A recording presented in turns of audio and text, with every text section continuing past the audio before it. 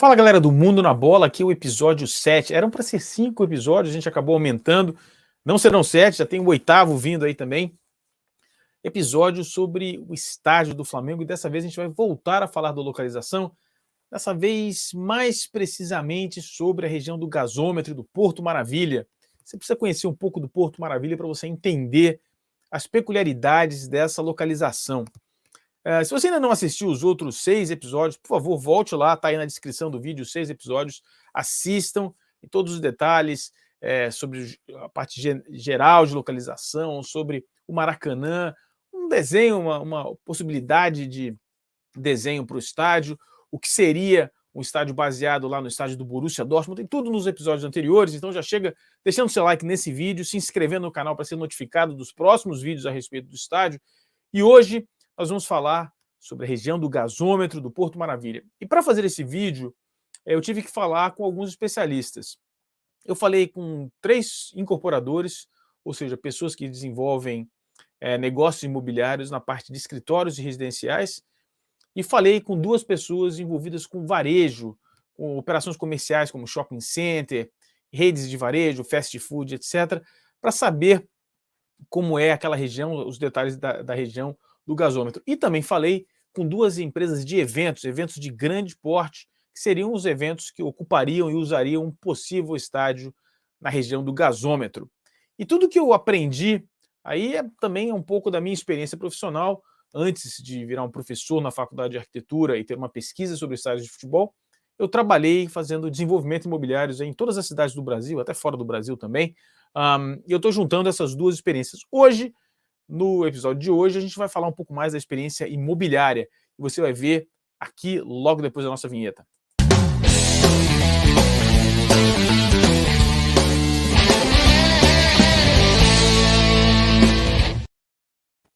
Então, confio em você, você já deixou seu like, já se inscreveu no canal, já marcou o sininho de notificação. Bora conhecer a região do Porto Maravilha. Bom, a região do Porto Maravilha, por que eu estou falando da região do Porto Maravilha?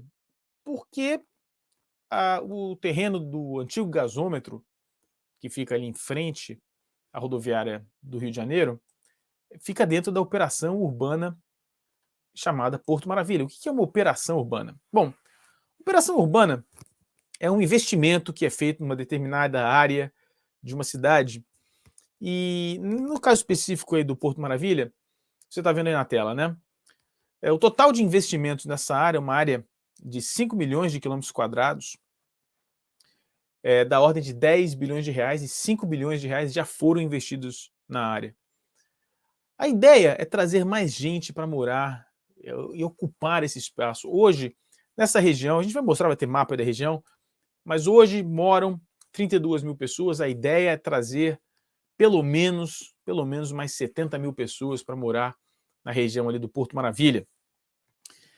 E o investimento nessa área, numa área de operação urbana, é feito através de um instrumento legal chamado CEPAC. O que é um CEPAC? CEPAC é um Certificado de Potencial Adicional Construído. Pô, Fabrício, o que é isso? Vou explicar.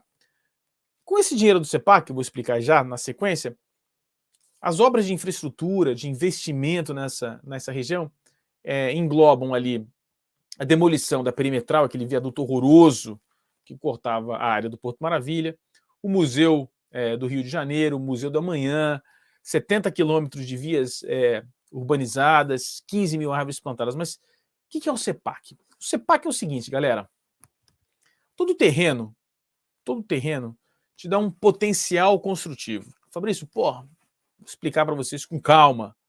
O que é o potencial construtivo? Por exemplo, você tem um terreno de 10 mil metros quadrados e o potencial construtivo daquele terreno é de 1. Isso quer dizer que você pode construir um prédio com área de até 10 mil metros quadrados, porque o potencial construtivo é de 1 e é igual ao tamanho do terreno. Se fosse potencial construtivo 2, você poderia construir um prédio de 20 mil metros quadrados. Na região de operação urbana do Porto Maravilha, é o seguinte: o incorporador, o que é o incorporador? O incorporador é o cara que desenvolve negócio imobiliário, que compra o terreno, que contrata a construtora, que faz as vendas, que faz as locações. O incorporador pode comprar mais potencial construtivo usando aquela CEPAC. Lembra da CEPAC? Então, por exemplo, o terreno tem potencial construtivo 1. O terreno tem 10 mil metros quadrados, ele pode construir um prédio, segundo a lei, de até 10 mil metros quadrados de área construída. E ele pode comprar área adicional, que você está vendo aí em verde. Ele pode comprar mais área adicional e ter mais áreas para vender. A integridade dessa CEPAC, e isso chama CEPAC, eu vou lá, compro uma CEPAC, compro mais área construtiva, a integridade desse valor, desse dinheiro da venda da CEPAC é investido na própria região. Tá? E essa é a ideia do Porto Maravilha. Por isso que o Porto Maravilha tem recebido investimento nos últimos anos. Vamos conhecer um pouquinho, eu vou até sair da tela rapidinho aqui para vocês verem melhor. Vamos conhecer aqui um pouquinho mais da região do Porto Maravilha. Essa aqui é a área total do Porto Maravilha. E aqui, ó, nessa área aqui é a área do gasômetro, é a área que o Flamengo está interessado. Tá? Essa área aqui, segundo o que nos consta, já tem um limite muito grande de área construída, ou seja, pode-se construir até, não é exatamente de área construída, é de altura de prédio. Pode-se construir ali até um prédio de até 50 andares, 50 pavimentos. Se você comparar com as outras áreas, por exemplo, a área próxima aqui à costa, próxima à água, né, ao mar, pode construir apenas 7,5 metros, 2 andares. E ali, aonde fica o terreno do gasômetro, pode construir nesta área aqui, ó, pode-se construir até 150 metros de altura, ou seja, prédios muito altos. E por isso impacta no valor do terreno, isso faz com que o terreno custe mais. Se você pode construir, pode ter prédios mais altos, necessariamente você vai ter mais área construída e provavelmente o terreno vai custar mais caro. Isso começa a explicar por que os valores daquela região são exorbitantes. Então, só para te dar uma ideia mais ou menos ali do que o governo, a prefeitura imagina, você tem essas áreas comerciais, você tem umas áreas residenciais, áreas de interesses sociais, são áreas de desenvolvimento habitacional, de desenvolvimento cultural, áreas para desenvolvimento mais voltado para a área social, para suporte social, serviços sociais. Você tem uma área de turismo e cultura, ali onde fica a área dos museus, inclusive, e você tem uma área de turismo e entretenimento, que é a área próxima ao Museu da Manhã, voltada à água, que já está ali revitalizado. Vamos continuar conhecendo a região. Bom, vamos lá. Esse aí é o terreno do gasômetro, né? Essa é a área total da operação urbana Porto Maravilha, tá? Se você prestar atenção aqui nessas linhas azuis, essas pequenas linhas azuis discretas que eu coloquei aqui, são os acessos aos transportes públicos de massa, metrô. Transporte público viário de massa é trem ou metrô. Tá? Nós temos duas estações próximas, a Cidade Nova e a São Cristóvão. Cidade Nova é esta aqui, que fica a 1,4 quilômetros de distância ao primeiro contato com o terreno ali onde futuramente seria o estádio do Flamengo, e a estação São Cristóvão fica a 1,3, mais ou menos a mesma distância.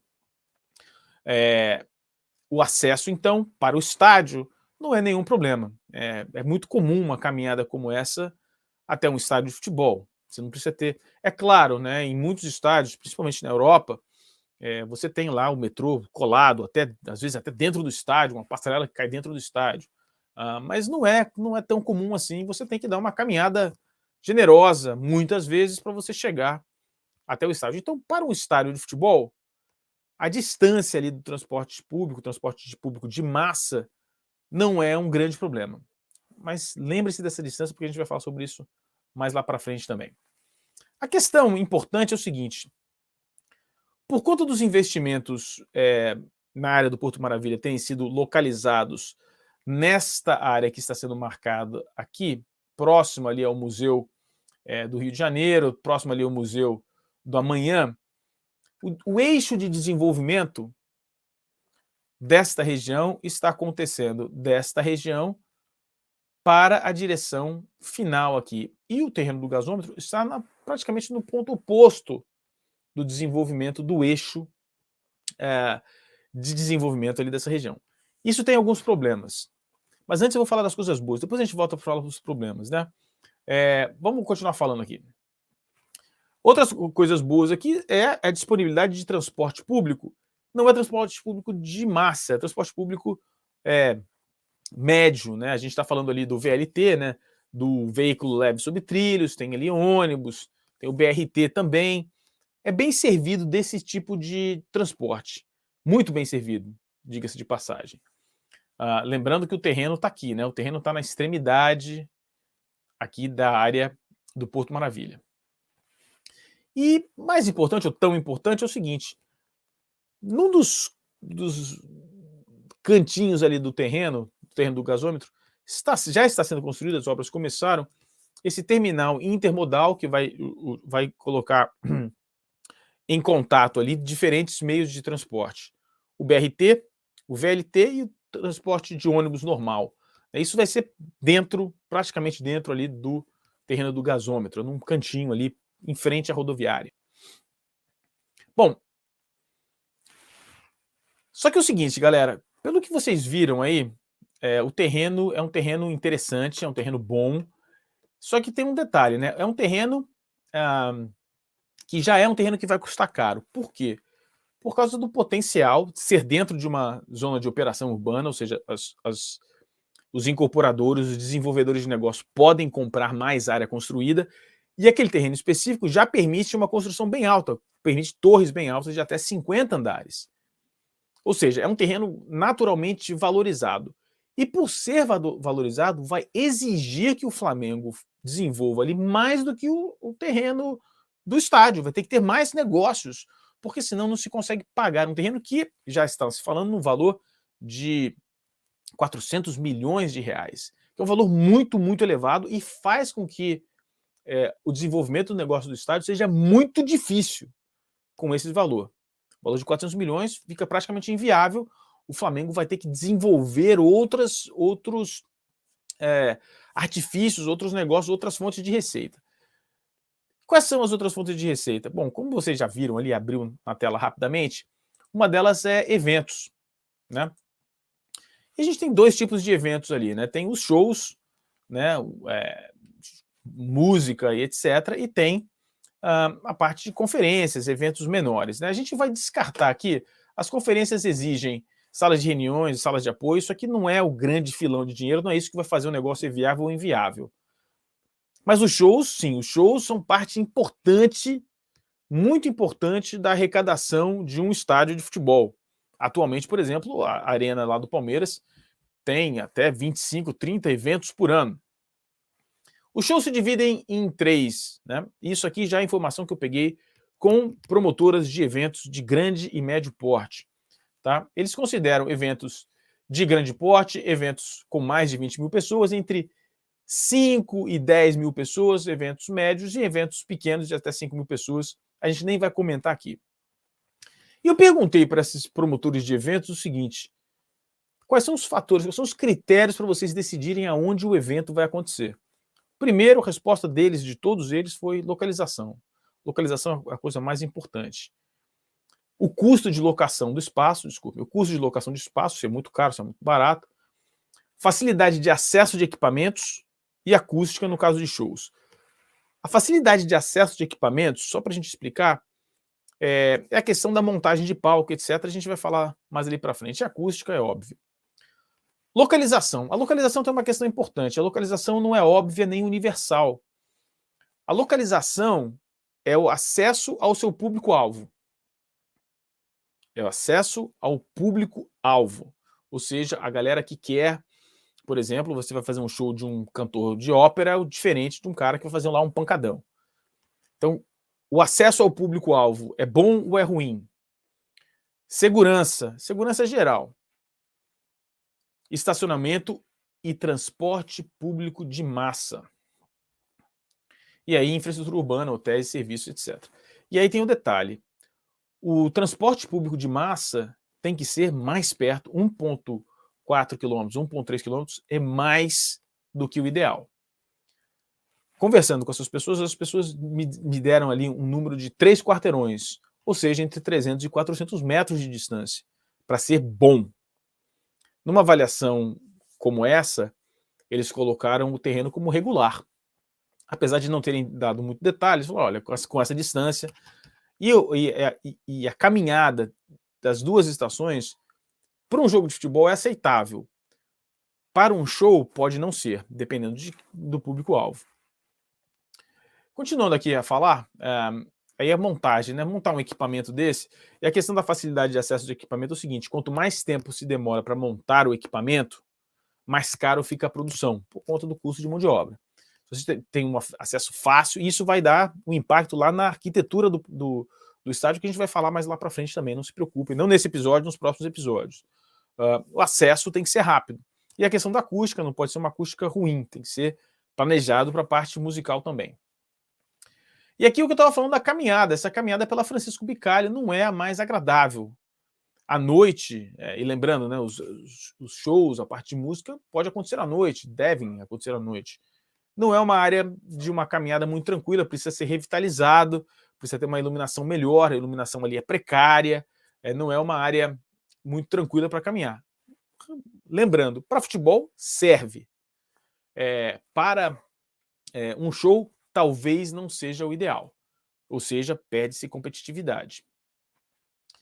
E aí, outro contato que eu fiz trata-se de operações comerciais. E aí eu juntei num pacote só a parte de shopping center, restaurantes e outros eventos e torres comerciais de escritório.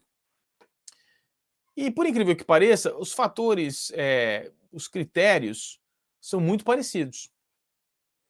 A localização, segurança, estacionamento e transporte público de massa e serviços. Uma torre comercial, uma torre de escritório, que aí vai usar, lembra lá, os 50 andares possíveis, seria o ideal, não vai achar aquele ponto ideal. Pode achar o ponto bom, mas não é fantástico. É regular para bom. Por quê?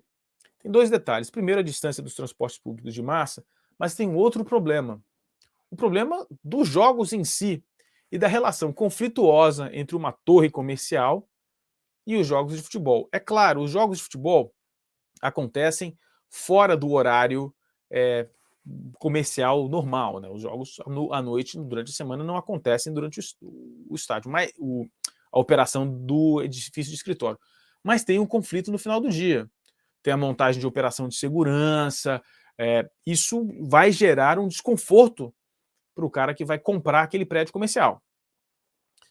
Outro problema sério ali é a distância do transporte público de massa, ou seja, metrô é fundamental para um edifício corporativo caro.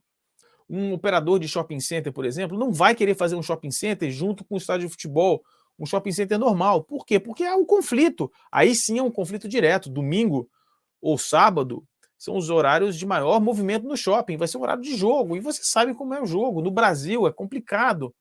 Então não vai dar para ter um shopping center normal, talvez tenha algumas operações lá, uns restaurantes, enfim, alguma outra atividade, alguma academia, mas não vai ser um shopping center de primeira linha, não tem como fazer. Então, para a gente encerrar aqui, olha só, o terreno do gasômetro é excelente, para um estádio de futebol. Por estar localizado numa zona de operação urbana, o terreno é muito valorizado. Por ser localizado numa das regiões da operação urbana ainda mais valorizado para prédios comerciais, o terreno fica muito caro. Eu ainda acho que 400 milhões, mesmo com todas as características, está muito acima do que deveria ser. Mas enfim, esse é o valor que está circulando aí. Me parece irreal. O terreno é excelente para o estádio de futebol e é regular para evento e é regular para a parte de varejo e parte comercial. A parte comercial, edifícios, etc., num futuro próximo, talvez se torne excelente. Hoje e nos próximos 5 anos, dá para dizer com certeza que não será. Não será. E tanto não será que aquela questão das CEPACs, por exemplo, ainda não foram todas vendidas, ainda tem CEPAC para ser vendida, não foi um sucesso estrondoso. Por quê? Porque é um desenvolvimento lento. Só que o Flamengo está comprando um terreno que pode ser bom lá na frente, por isso o valor é muito caro. É possível? É possível. Dá para fazer? Dá para fazer, mas vai exigir da diretoria do Flamengo um comportamento profissional imobiliário que eles não parecem ter no momento.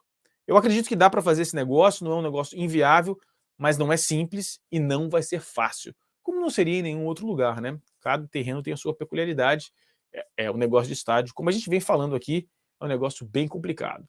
Fique ligado, nos próximos episódios a gente vai falar mais um pouco sobre o estádio em si, da arquitetura, a facilidade de acesso. Nós vamos falar também de como o Flamengo pagaria esse negócio. Então, se liga aqui no Mundo na Bola, não se esqueça, deixe seu like, se inscreva no canal, marque o sininho de notificação. Esse foi o episódio 7 sobre estádios para o Flamengo. Tem outros 6 episódios aí para você se divertir. Um grande abraço e a gente se vê aqui no Mundo da Bola, onde futebol é muito mais que esporte, futebol é cultura. É impossível você amar o seu time sem amar o futebol.